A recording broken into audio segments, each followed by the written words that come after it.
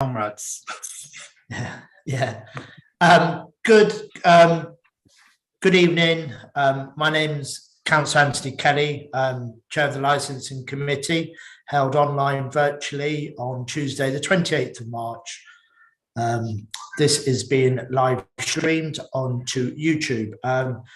I've got committee members present are Councillors Ball, Ranjit Deer, Julian Gallant, Harbhajan Kaur, Shaw, Munir Ahmed, Rima Baklini, Paul Driscoll, Surinder Jassal, Sanjay Kohli and John Martin. I have not received any apologies from anybody. Also joining us is Jess Murray, Ealing Council, Isabella Gregory, Ealing Council, Cornelia Harding is Democratic Services, Hattie Zeb, Legal Advisor, and our guest speaker, so to speak, is Sergeant Turtle, who will introduce himself further. So that brings us to the first business of the minutes of the meeting held on the Tuesday the 31st. Any comments or any matters that people want to clarify? So I'll take silence as no comment, and if we could agree those minutes. Yep, agreed, Chair. Yeah, thank you, Councillor Shaw. So that brings, yeah, lovely. That's agreed. Yeah, that's great. Thank you. So really we'll go to the enforcement update and report. So Isabel, if you want to go first, and maybe if you want to, take a pause at an appropriate time, and maybe Mr. Sergeant Turtle can come in, but it's entirely up to you how you might do that, so to speak.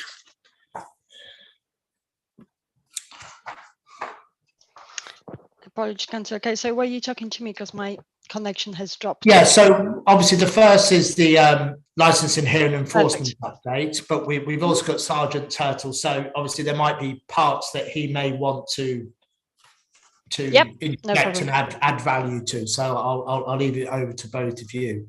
But if you could go first, Isabella, that'd be great. Sure. Good evening, everyone. My name is Isabella Gregory, and I'm acting Regulatory Services Operations Manager. I oversee the work of the licensing team, but also the trading standards, food safety and health and safety teams. And I have two reports to talk to you about today, but I'll start obviously by giving you the licensing hearings and enforcement update. Within the report, which starts on your page 11 of the agenda document, I provided you with the summary of the licensing subcommittee decisions for the period between 3rd of January and 3rd of March of this year. And you will see in Appendix 1, which is on your page 17 of the document, that in the 2-month period, we had 5 subcommittee hearings, 3 in regards to new premises licenses, 1 application to vary, and 1 review of premises license. In regards to the 3 new premises applications, as you will see, 1 was refused and 2 were granted subject to extra conditions. The application to vary the license was granted in full, and the review of the premises license resulted in the license being revoked. And perhaps that's something that Mr. Turtle might want to come on later on.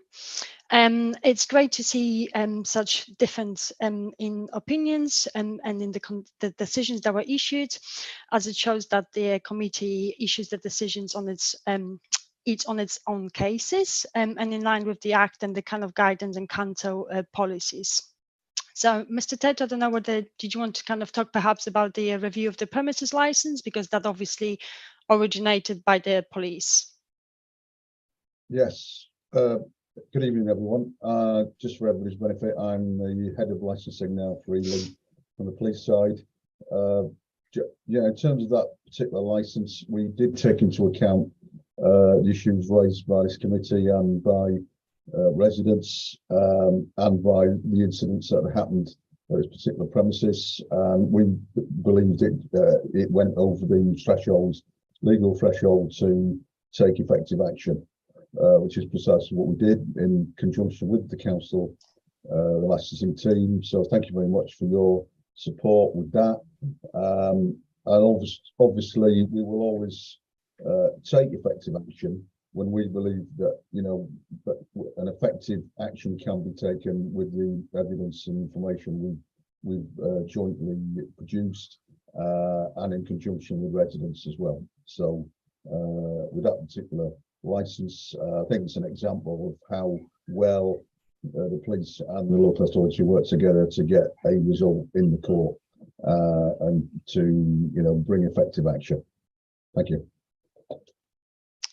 Okay, so that's on the licensing hearings. Mr. Councillor Carey, did you want to take some questions now, or would you like me to move on to the enforcement part of the update?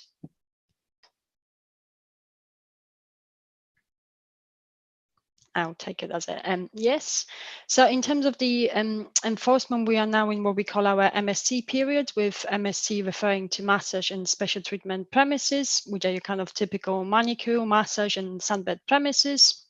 We have about 200 of those premises in Ealing, and all of them require a license from us. As all licenses expire on the 31st of March every year, by 1st of April, all premises must either have renewed their license or have the new license granted. So the officers have already been going out, and in the upcoming months we'll be focusing on inspecting a proportion of those businesses, and we'll obviously take enforcement action for the premises that have failed to apply for the license or that are breaching their conditions. And the team also continues with the kind of routine of license permits inspections. And between January and March of this year, we visited 10 premises and we have found illicit goods in 6 out of those. For 5 out of those 6 premises where we seized the illicit tobacco and alcohol products, we have already previously issued warnings to the premises license holders, obviously stating that they were failing to uphold the prevention of crime and disorder objective, and therefore there'll be applications to review the premises license to follow. So that's just a quick kind of run through of the enforcement and the hearings. Councillor Kelly, would you like to take some questions now? Councillor Kelly, you're on mute, I'm afraid. If I had £1 for every time I've been told that over the last few years.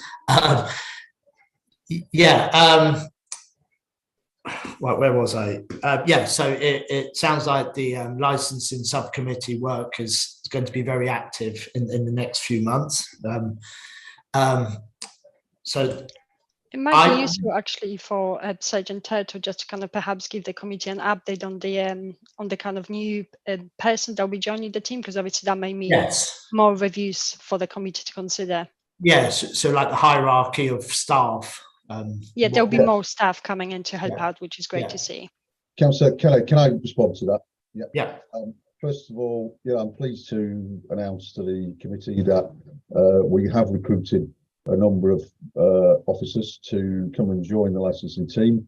One of those officers is actually based in Percival House and is working with your enforcement officer, and he's already been out in the last couple of days doing some visits, which is more than we've been able to do since January.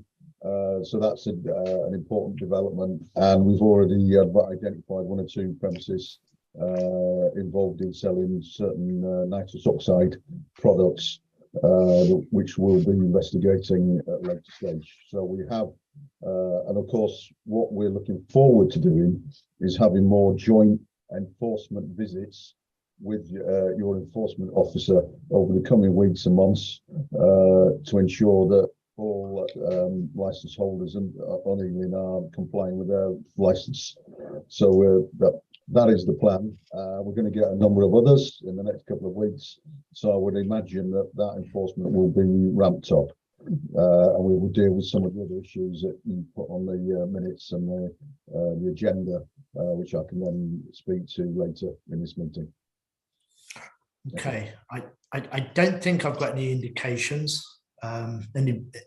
No, so well, if John's shaking his head, then that means that's always. Sergeant Turtle, I'm really pleased that there's been a restructure and essentially more boots on the ground, to use an expression. And we did speak last month, and we did have a hearing on that afternoon, and it was an application, and the police objected to it under the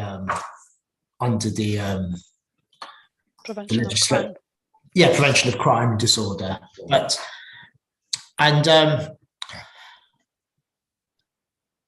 And we all understand, and I certainly understand, and it's all over the country. I mean, there was a member of parliament on TV either today or yesterday talking about her high street not having any police and the resultant antisocial behaviour. And it was also, nitrous oxide was also brought up. But one of the challenges we had at that application was, despite us all understanding that there is antisocial behaviour going on these parades, almost every parade where there's off licenses, the police team didn't bring a single crime reference number. Not a single documented reference number was provided in that hearing. So the challenge of the licensing committee is how could we, and I think I speak for the two members who are on the panel with me, and they can give their own interpretation. Without those crime reference numbers or safe neighbourhood team reports, how do we move forward with it?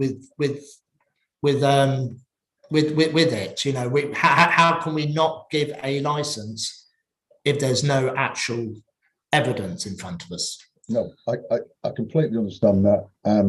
As I've said earlier, that I've come from a neighbourhoods background. I am disappointed to hear that, because that is not what we in the police would expect. So that I'll be looking to address that in the future. What I am concerned about as well is, I've mentioned residents already, and I put a high premium on residents having a voice in this process, and to make sure that their voices are heard and that records are taken. So I will be making sure that we will have full evidential, the weight of evidence going forward for these type of applications, and to make sure that we're not giving licenses to DBSs or anyone else who's will not run their business and cause disorder and crime. So we want to make sure that doesn't happen, and I'm working with you to make sure that we put a full and frank set of evidence towards the court as and when it's necessary. So I'm already working with Isabella to come up with a process to make that happen. We've got a very good ASP team already in place. I want to make sure that their expertise is brought to bear where we have these type of licenses where we need to provide the court with more evidence. So I'm disappointed again to hear that's happened. Yeah, I mean, it's only, when anyone who's sat on an interim steps hearing, we get a file this thick of reports and who radioed what and who said what to who, when, and what was said and how people were described, and the capacity, the technology is there, that such a thing exists. Just that, I just think we would welcome it to make a more judicial, to be more to have more evidence in front of us. Does anybody else want to talk about that? Yes, Chair. I raised my hand. Councillor Dear, Councillor called in. Thanks, Chair. You mentioned about the antisocial reference number. I think that there's no merit having any CAD number or the reference number when our residents are reporting these crimes. To be honest, nothing's been done. Nobody takes any charge of any problem. our residents, they have to suffer. They have to suffer. I'm really, really disappointed that none of us or none of the organizations having any input. Seriously, people are just silently suffering. Thank you.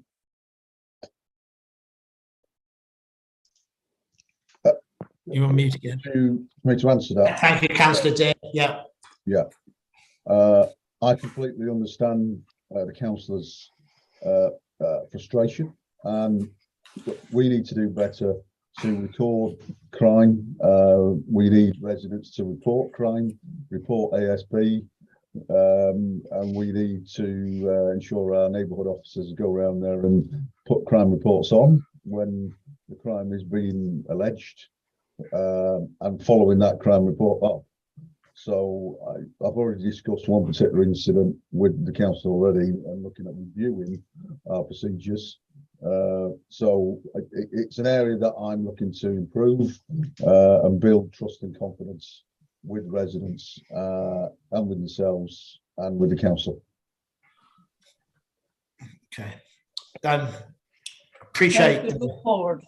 Thank you. Look forward to work with you. Thank you. Thank you. Thank you, Councillor Dear. Thank you, Sergeant. Yeah, I mean, I welcome the mea culpa. It's a good start. Anybody else on this issue? I mean, I know other people are on that panel with me. So, Councillor Gallant, Councillor Ball as opposition. No. No opposition in that respect, Anthony. No opposition. Yeah. Thank you. Yeah. Right. So, other matters, Isabella? There's the second report, which is the gambling policy. Would you like me to? Sure. Okay. Well, just bear with us, just for a moment, because we've got Sergeant Turtle here. So we all, as members of the licensing committee, are also ward councillors, and we have an opportunity here to, for any questions about antisocial behaviour and how it ties up with sort of licensing enforcement. Now's your opportunity. So before he goes, I just want to pitch that out there. You can take it, so he can. Councillor Gallant. Well, if I may, a very general point, Councillor Kelly, just the meeting of, I put it, trading standards, and where that meets with actual legal infringement. What Sergeant Turtle has to say about that would be interesting. His thoughts. I didn't get what infringement, sorry? Well, actual criminal activity. Okay, fine. Criminal activity and licensable activity, breaching license conditions, and trading standards, because that's always the area where I think we sort of most confusion about. And I'm just asking for his thoughts about that. Thank you. Yeah, it's an interesting question. I've worked with trading standards before and other local authorities, and it all depends. There's a threshold situation in terms of the volume of unlicensed or illicit goods that are being sold from premise, and also the prevailing legislation at the time. So, for example, vaping is a big issue for trading standards, as well as for us, because of the impacts on young people's lives, and also the opportunity for criminals to expand their business from all sorts of small premises in dotted around the high street. So I think it's an area that we will look at individual cases. For example, the vaping, we need to know the volumes that are involved. We need to know whether tobacco is included in that particular vape. And if it is, it will obviously breach legislation. We will look at those individual cases. And of course, vaping is on the government's agenda as well. at the moment. So you may find that legislation changes soon on that. So we are, you know, and this is why I've got a member of my staff going to be working closely with your enforcement officer and also with training standards officers, just to make the decision to act from our police, from a criminal point of view, a little bit more obvious, a little bit more clear for councillors, and to look at the results involved. So we want to work very closely with yourselves and make sure that the results that we get are significant and going to lead to reduction in crime, disorder from premises, and that applies to things like shisha cafes and things like that. So whether we can do more around those issues where the law is being breached. So yes, you talked about trading standards. Yeah, I'm looking forward to more effective work with trading standards to basically close down those people who circumvent the law. Thank you very much. Yes, it's just a particular concern for me because my ward, if we're talking wards, my ward is the epicenter of the retail district nearly. Yeah. Okay. Thank you. If I can just come on that, because obviously I cover the trading standards team, and the trading standard and licensing officers, they work very closely together. So we're seizing goods pretty much on a monthly basis, and we also carry out a lot of kind of test purchases. So we've recently done some underage knife sales. So we're actually in the process of prosecuting the individual premises where obviously they have sold the knives to the under 18s, and for those premises, they are the ones obviously that if there is a license in operation, you would expect to see the review, and we do that quite on a routine basis. It's just the fact whether there are obviously whether there is a premises license for that place or whether there isn't there.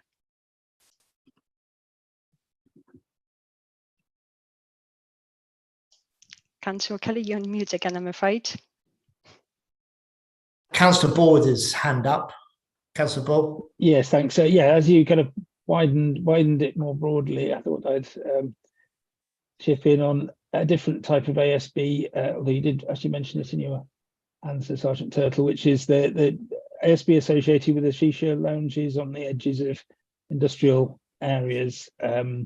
So you've got noise from individuals, and you've also got driving issues. You've got you know, patrons of these premises driving fast around the area late at night, as well as the you know, the human noise of people as they go in and out.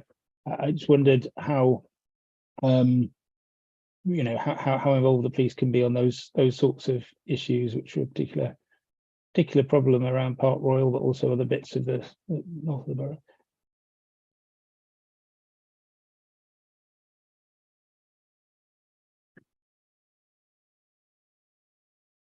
You're on mute again, Chair.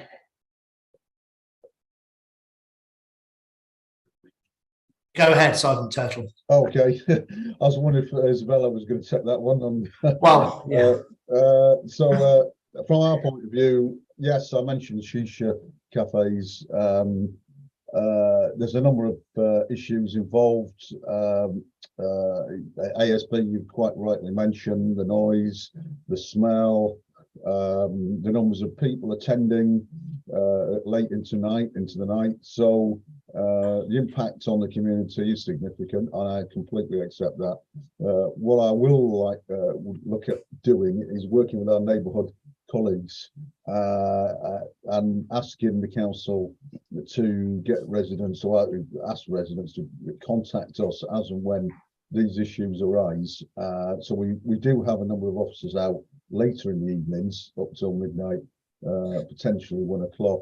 But we could also do a number of operations to identify who's running that cafe, the numbers going in and out, and as you mentioned, any driving offences in terms of moped use, for example, people revving mopeds and leaving these premises late at night, very disruptive.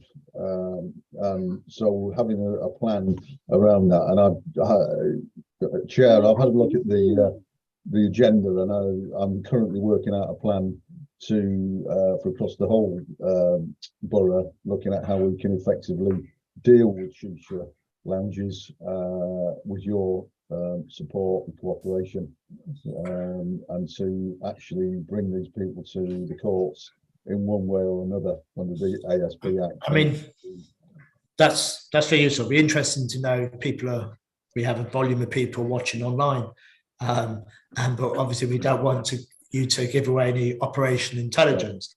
But it's fair to say you could go any Friday night, any Saturday night, up and down any of these roads that are known to Jess and his team, and it's self-evident. It's not hidden. It's in full. It's flagrantly done every weekend.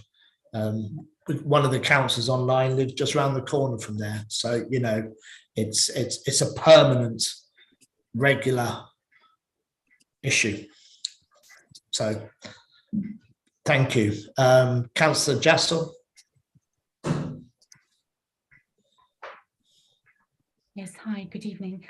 My question is to Sergeant Davis Turtle, just regarding nitrous oxide.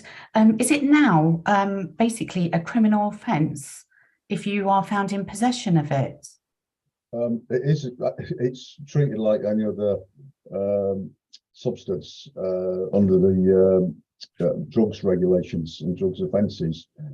However, the issue is, and I think this is an issue a lot of authorities are struggling with, is actually the volume of this substance being sold at individual premises. So what we've seen, and we are quite good on pulling these up, simply because a lot of this material is used at Notting Hill Carnival, for example, that we looking at the supplying the actual how much is being supplied from a premises as to how effective a case would be being brought to court through the CPS, and to see whether that would be effective. So as and when these cases come up, we'll report them and we'll investigate, but we need to be mindful of the volume of material that's been sold, and what other offences could be considered as part of that.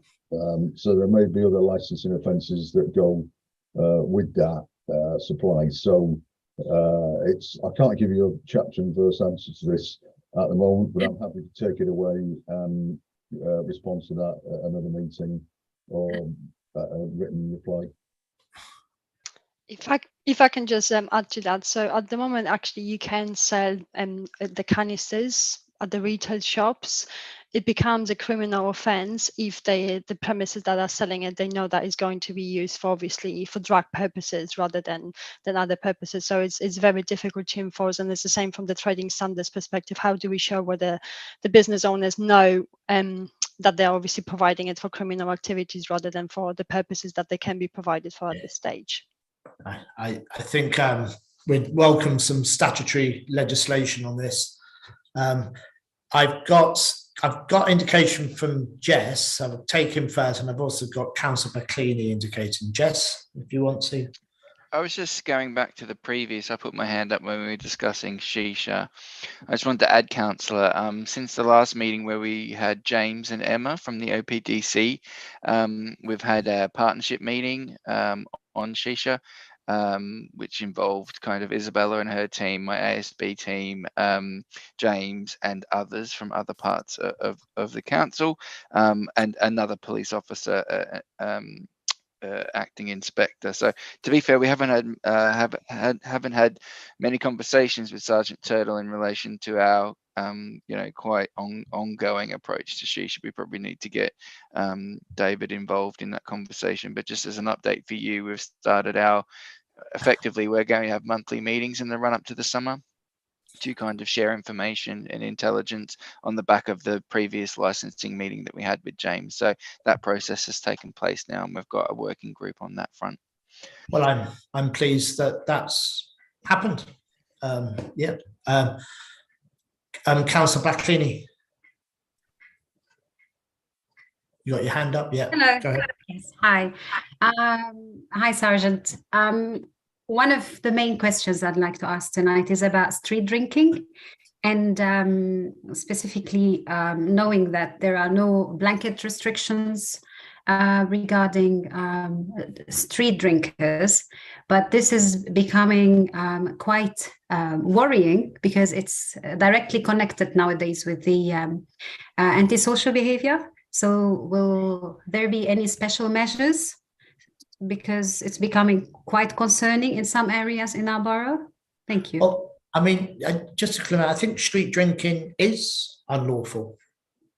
You know, so yeah, yeah. So can I perhaps, Councillor Kelly? So we have a PSPO in the borough that's enforced in every part and every ward.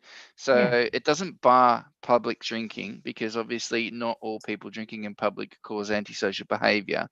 But effectively, the PSPO means that the police have additional powers to issue FPNs or effectively take legal action against somebody who's behaving in an antisocial way whilst drinking. So there is powers in relation to street drinking, and there is powers the police have in relation to antisocial street drinking, as you would describe it. It's certainly not a new problem. This is something I've been managing in Ealing since 2012, and has been a concern since that time, and has been an ongoing challenge for the police and the council. So the PSPO has been developed I think we're in the third round now of our borough-wide PSPO, and there's additional powers within that PSPO. So there is a blanket power, which the alcohol and antisocial drinking part is within, but then there's also other additional powers in that order in relation to places like parks. So designated parks have additional powers to deal with behaviours that we see in parks. Town centres have different powers in addition, because behaviours can be different in town centres, and also on our council housing estates, we've got additional powers for those specific spaces as well. So there is like a general borough-wide PSPO the police can enforce that has core measures, including like psychoactive actually speaking about nitrous oxide is included in that, in addition to public urination and a number of other issues, including street drinking. And then we have specific powers that police can use in certain parts of the borough. So the police do have those powers. We train them on using those powers and applying them. We've also now authorised our Parks Patrol to issue those as well. So they will issue those. Sorry, my laptop crashed. Apologies. Yes. I completely understand, but my question is directly related to the fact that there is high concern, and if there will be any special measures to tackle this issue. So I'm explaining to you the special measures that we've adopted. So they are the powers that the council has to do it, to give the police additional powers. So anything else would have to come from central government, I think. Councillor Bikini, we will have to look at the live stream to hear the answers to that question. Yes, thank you. Yeah, I'm not getting. Yeah, it was quite comprehensive. It helps. You're very helpful reminding us what powers are out there. You know what's been created and constructed over the years, but it's only meaningful if it's enforced. Yes, and I think we exactly the point, Councillor. I suppose the challenge, and Dave will be able to speak more authoritatively on this point than myself, but observationally, the powers are in place to manage street drinking and antisocial alcohol-related behaviour. The challenge is always, of course, the police's resourcing and the amount of time officers have on the street and in the field to enforce those rules and to take that action. And obviously, that's a challenge that the Met have and they're responding to, which maybe you can comment on, Sergeant Turtle, but there's a difference between the powers and then the resource to actually enforce them, which is always a big difficult part. I think, Sergeant Turtle, go ahead. Yeah, as Jess just said, it's a resource orientated issue, and that doesn't come as good news for Councillor Ahmed. But it's what you're right. The 1872 Act, Licensing Act, does say that somebody who's drunk in a public place is liable to arrest. So there are powers in legislation to deal with this. But what we tend to do is work with the local authority to look at other ways of dealing with this problem. One of the other ways actually is to work with charities and third way groups to look at diverting this behaviour, and it's certainly effective in other boroughs nearby, where other groups are dealing with drunks who've got a long-term drink problem and are working with them to prevent this happening in future or give them support. So that is one area we can develop. And obviously the other aspect of it is to identify where this alcohol is being purchased from, so we can then target these licensed premises and work with the local authority to close them down. So revoke licenses as and where this happens, and particularly sales to young people with alcohol on the streets. We will seize cans and what have you where there's ASB going on, and we will give the relevant notices, and we will then look at other options of well, we mentioned the PSPOs, but working more effectively to enforce a PSPO in an area where there's a significant problem. So there's a number of tools in the box, so to speak, we can use, and we will use them, and we'll work with some of the DPSs as well in the local area to make sure they're not selling to known alcoholics who are smelling of alcohol when they come into their store and purchase either off license or on license. So there's got to be a two-part approach to this, and the final thing is test purchasing to be carried out with the local authority to make sure licensees are complying with legislation, and where they're not, we will act with trading standards and everybody else to make sure we get an effective prosecution. Thank you. Thank you. Thank you. I think we have. Thank you very much to Metropolitan Police Sergeant Dave Turtles for joining us today. I think he's got a flavour of what we expect and what we look forward to. Unless anybody's got any other indications, yes. Good night, Sergeant. Thank you. Thank you. Yeah. Thank you. Yeah. Bye-bye. Yeah. Right. So on to the policy statement of gambling licensing 2023. Isabella? Thank you, Councillor Kerry. So hopefully this should be nice and quick. And the second kind of report obviously that you've been provided with concerns the ongoing renewal of our gambling policy. It's the third and hopefully the last time that we're discussing it before we take the draft policy to the full council to approve. And just to kind of summarize, you've now been presented with 2 drafts, and the final draft is actually in your Appendix 1 of your report. And since our last meeting in January, I've amended the policy to reflect the recommendations made following a public consultation and obviously your comments. And we've also responded to the 2 representations that we've received, and we publicized the response on our website. And I must apologize to you on here, because I've just realized actually that the report, the final version of the gambling policy that you've been provided with is a PDF version. So you can't see the track changes that were in the Word document. I can even summarize for you them for you later on, but to be fair, that the amendments were very minor. It was just kind of changing the wording on certain parts of the policy in line with the recommendations that were provided to us by the respondent. And one of the biggest really changes was that we've removed one of the appendixes, which listed standard conditions, and we kind of incorporated some of it into our existing policy. And really the next step for us is now to agree this version and take the policy to the full council. We need to make sure that we do that by the 27th of July of this year, because that's where the current policy lapses. And before we can implement the new policy, there are a number of steps that we need to follow, including publishing of the new policy at least 4 weeks before it comes into force. So I would really ask the committee to agree that we can take this version to the full council meeting, which is the next date is actually the 25th of April. So we'll be looking at making that policy available in June of this year. So just slightly ahead of the deadline. Okay, that's fine. I mean, it's really been an exercise of municipal housekeeping, really. Yes. this whole document, but obviously if anybody's got any questions relating, I'm happy to take them. I'm looking up and down, looking in the room. There's nobody indicating. Jess, anything you want? Councillor Shaw. Yes, hi, Councillor Kelly. Thank you. And thanks, Isabella. Really, just to thank the officers for their hard work on this. That this is the third or fourth time, I think, now that it's come to the licensing committee through various guises, and sort of suggestions and comments have been passed on before, certainly by myself, which are now all included.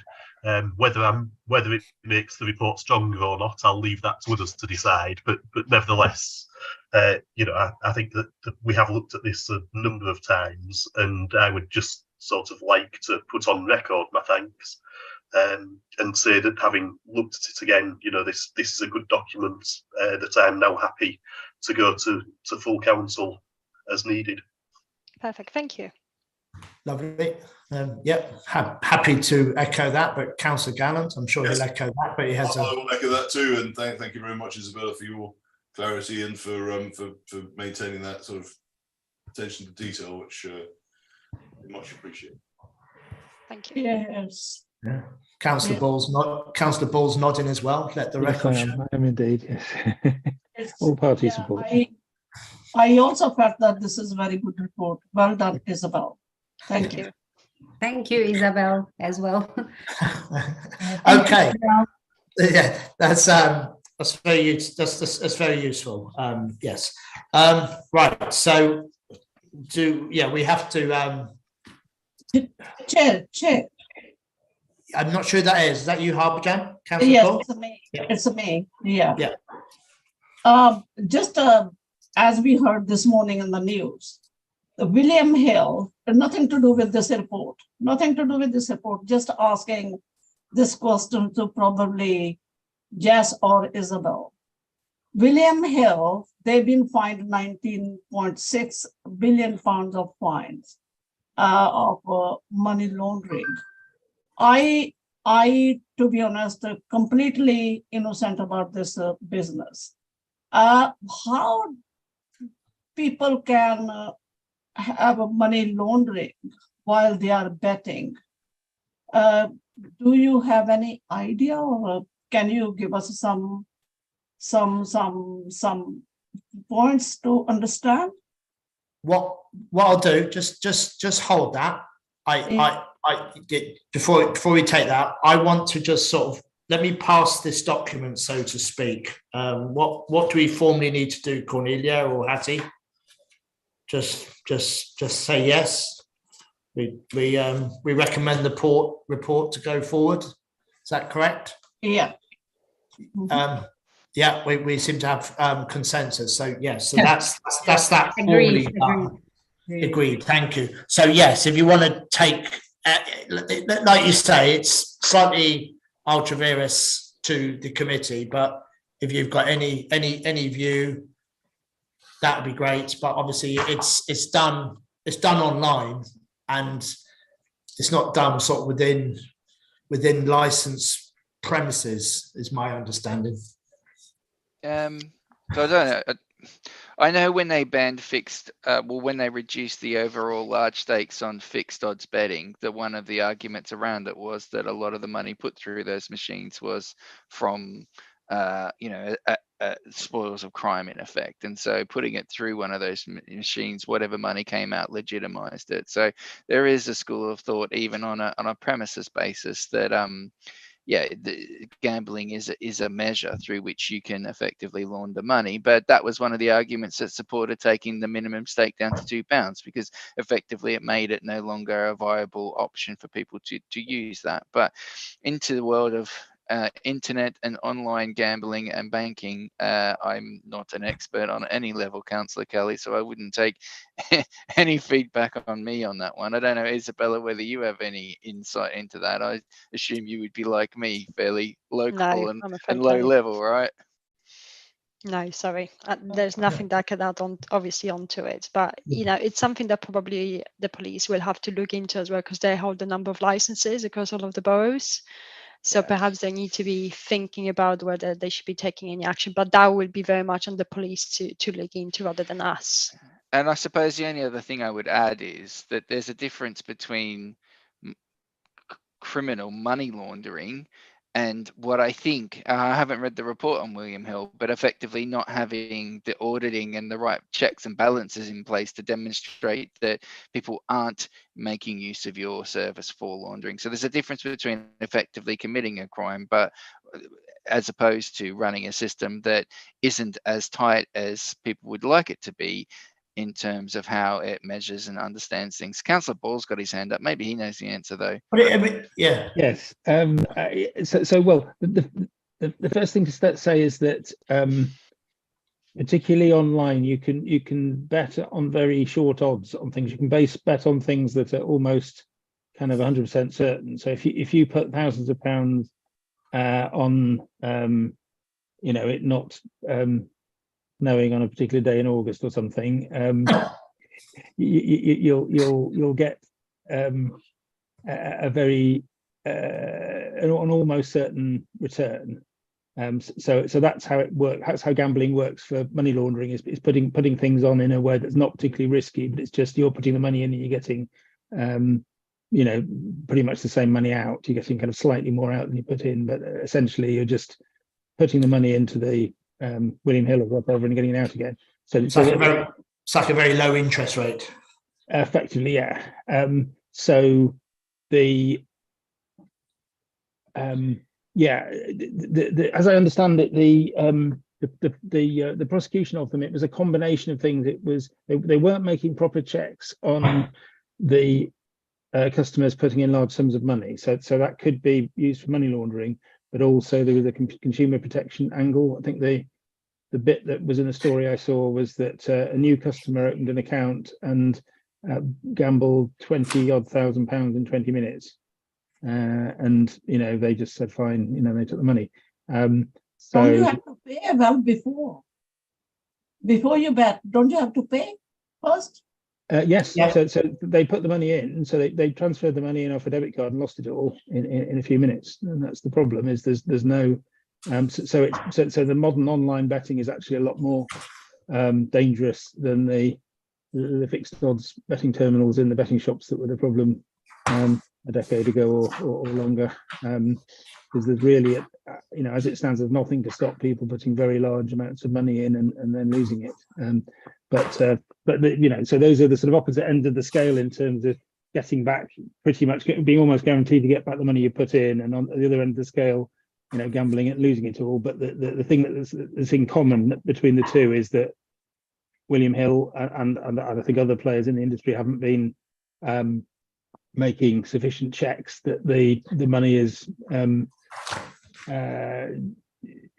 both legitimately belongs to the person that's putting it in, and also that they can afford to lose it. So yeah, sorry, it was a long rambling thing, but I think I've more or less covered it. Thank you very much. Thank you, Councillor Ball. Yeah, understanding. Thank you. We can do our right. So yeah. Chair, if I can just say, regarding the gambling policy, I believe it's for full council to adopt it when it comes to that, but it's at the moment you're being asked to instruct the officers, to give the officers permission to take it to full council. Correct. That's thank you for formalising that. Yeah, or couching that as it should be. Thank you. Okay, so in terms of business, I believe that's it of today's meeting. When is the next meeting scheduled, Cornelia?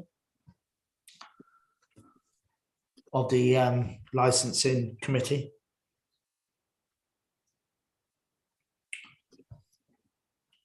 It's the 6th of June, Councillor Kenny. 6th of June. Okay. Just to mention about the work programme report. It's just a brief report, just to acknowledge it. Yes, that's fine. Yes. Well, we've got so I've got the work programme up until today. Yes, so we will need to prepare one to bring to the 6th of June meeting for the Okay, coming municipal year. that'll be fine. I think in fairness, we've given Mr. Turtle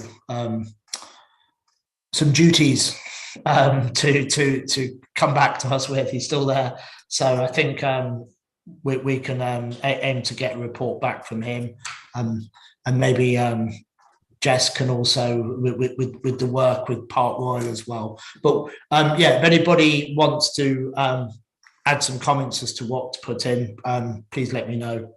But we'll meet the opposition spokesman, county councillor board, myself and the vice chair meet to consider what goes into the work programme. But members are very welcome to add their comments as to what we should be doing. 14th of June, just as a aide-memoire, we've also got licensing training scheduled for the 15th of June 2023, which will be after the next licensing meeting. But that will be the next municipal year. So generally speaking, the committees are populated with different members. Gareth, did you want to? Your camera came on there, and you've got your hand up. So go ahead. Yes, thank you, Chair. Just as is traditional at the end of the municipal year, I would just like to sort of thank you for chairing and your work in organising the panels, particularly. And also sort of say thank you to Isabella and Joe Blanchard, the previous officer who's been supporting the committee. Yeah, thank you, Gareth. And I'd just like to associate myself on behalf of the opposition with Councillor Shaw's remarks. Congratulations on your work as our chair. Yeah. Yes, you'll have me blushing. Well, I'll make you blush even more because Thank you, Chair. You'll have me blushing. And also thanks to on the whole, it's the first year after election, so we've got new members, and on the whole, people have been very, very responsive and have been quite willing to come forward to do hearings. So that's been great, and very much yourself, Councillor Ball and Councillor Gallant. Okay, so if there's nothing else, Cornelia, I will call the meeting to a close. Okay, thank you, Chair. Yeah, thank you very much, Cornelia. Thank you very much. See you. Bye-bye. Thank you. Thank you, Chair.